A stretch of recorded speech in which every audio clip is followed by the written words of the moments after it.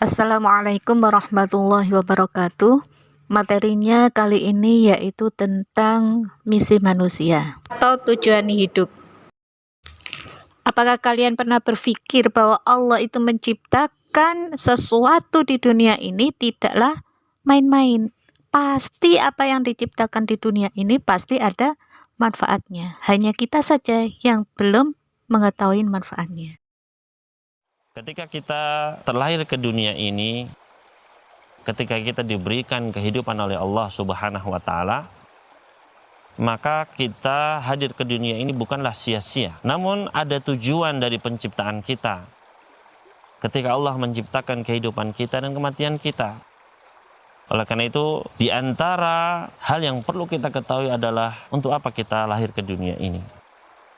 Dan Allah Subhanahu wa Ta'ala telah menjelaskan di dalam Al-Quran Al-Karim tentang tujuan kenapa kita hidup di dunia ini. Allah Subhanahu wa Ta'ala firman di dalam surat Az-Zariyat ayat ke-56, "Wa ma khalaqtul jinna wal insa illa liya'budun." Dan tidaklah aku menciptakan jin dan manusia melainkan untuk beribadah hanya kepadaku, kata Allah Subhanahu wa Ta'ala. Surat Al-Baqarah ayat 26 tentang perumpamaan diciptakannya seekor nyamuk. Innallaha la yastahyi an yadriba mathalan ma ba'udatan fama fawqaha فأما الذين آمنوا فيعلمون أنه الحق من ربهم وَأَمَّا الَّذِينَ كَفَرُوا فَيَقُولُونَ مَاذَا أَرَادَ اللَّهُ بِهَذَا مَثَلًا يُضِلُّ بِهِ كَثِيرًا وَيَهْدِي بِهِ كَثِيرًا وَمَا يُضِلُّ بِهِ إِلَّا الْفَاسِقِينَ. Artinya, sesungguhnya Allah tidak segan membuat perumpamaan seekor nyamuk atau yang lebih kecil daripada itu. Kenapa Allah menciptakan manusia? Untuk apa saya hidup? Setiap kita hendaknya membuat sebuah pertanyaan yang selalu dia letakkan di depan matanya. Setiap hari pertanyaan itu dia datangkan dalam dirinya. Untuk apa saya hidup? Untuk apa saya diberi mata, untuk apa saya diberi lisan, untuk apa saya diberi jantung, untuk apa saya diberi darah, untuk apa saya diberi pendengaran, untuk apa saya diberi kaki dan tangan, untuk apa saya diberi tulang, untuk apa semua fasilitas hidup diciptakan. Sebenarnya untuk apa? Allah tidak biarkan kita sia-sia. Ini beda antara orang mukmin dengan orang kafir. Orang kafir hidup sampai kepada rezeki, sampai di situ cuman hidupnya. Dia merasa diciptakan sampai kepada titik kebutuhan. Setelah kebutuhan tidak ada.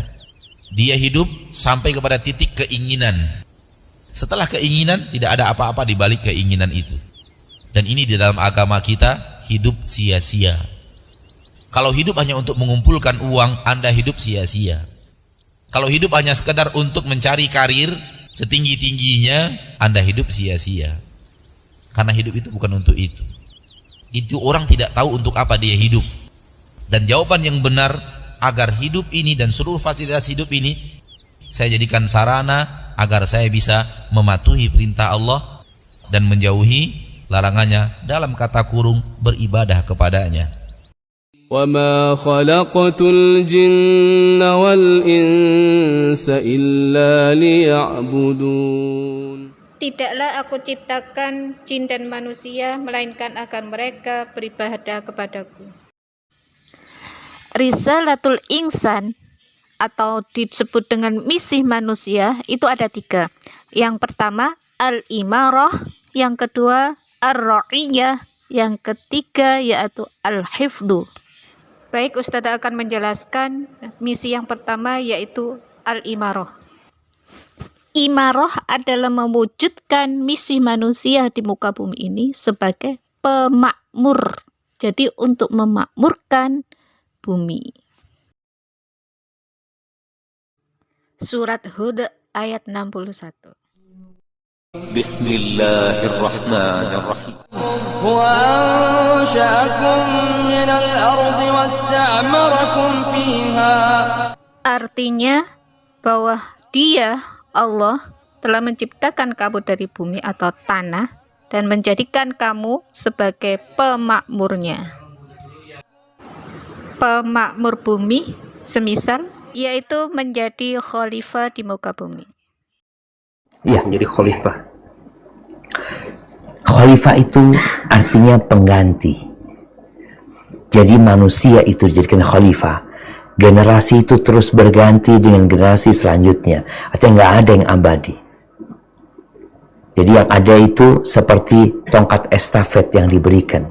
Mereka pergi, engkau tanggung jawab untuk memakmurkan bumi ini. Setelah mereka pergi, dilanjutkan dengan generasi selanjutnya.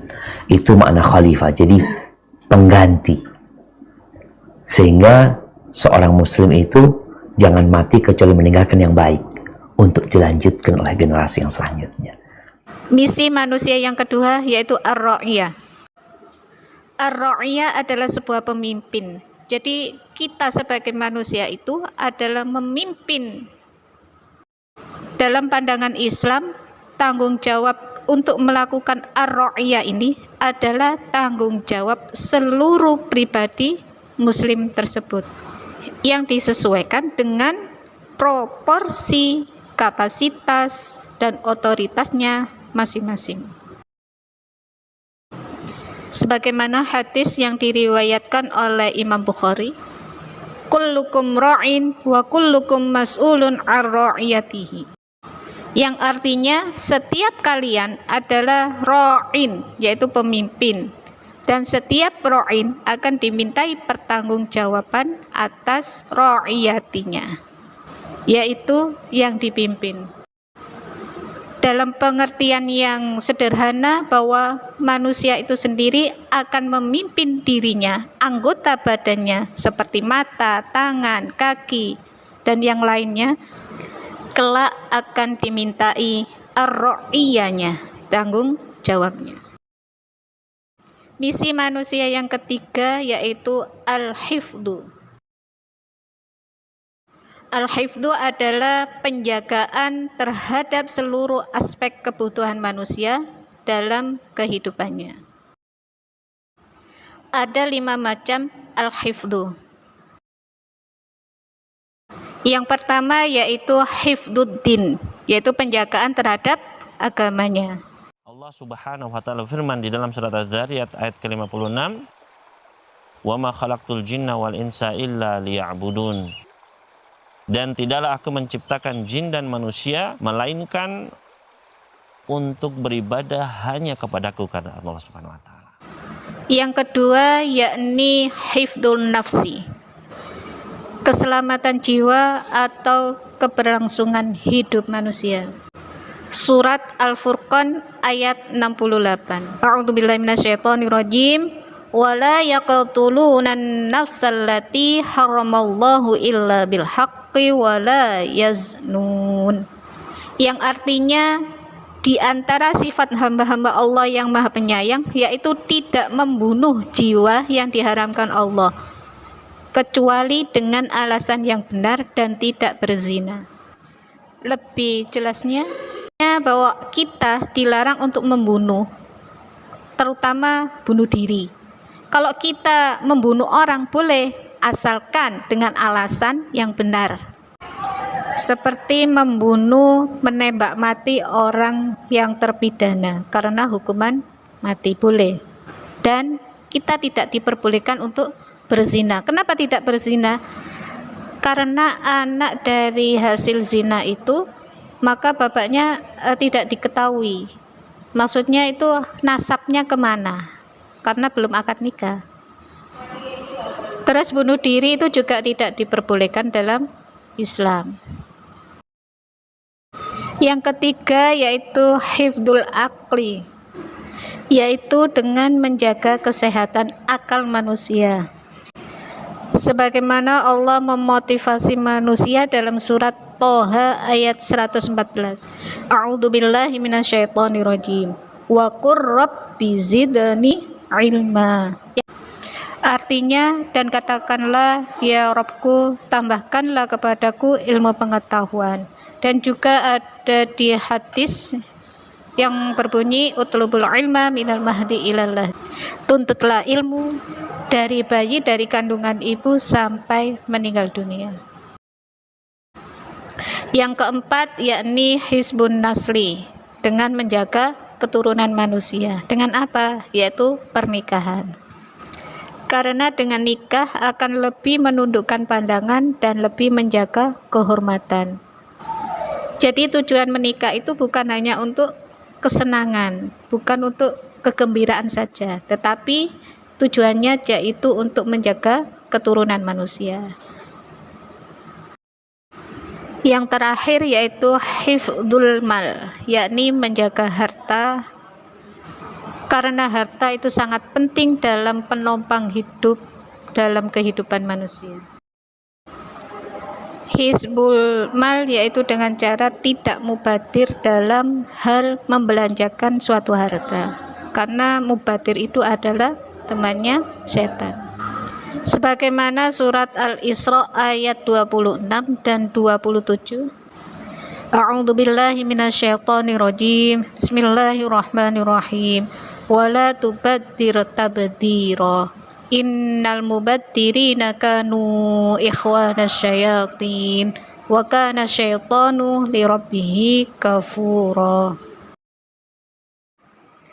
Jadi tujuan misi hidup manusia adalah, maka tujuan kita untuk terlahir ke dunia ini adalah untuk beribadah hanya kepada Allah Subhanahu wa taala. Mempersembahkan amal ibadah kita hanya bagi Allah Subhanahu wa taala. Dan tidak hanya sampai di situ, kita harus mempersembahkan yang terbaik kepada Allah Subhanahu wa taala. Allah Subhanahu wa taala firman di dalam surat Al-Mulk, "Alladzi khalaqal mauta wal hayata liyabluwakum ayyukum ahsanu amala." Allah lah yang telah menciptakan kehidupan dan kematian. Tujuannya apa? Untuk menguji kalian, siapakah di antara kalian yang paling baik amalannya. Wassalamualaikum warahmatullahi wabarakatuh. Semoga bermanfaat.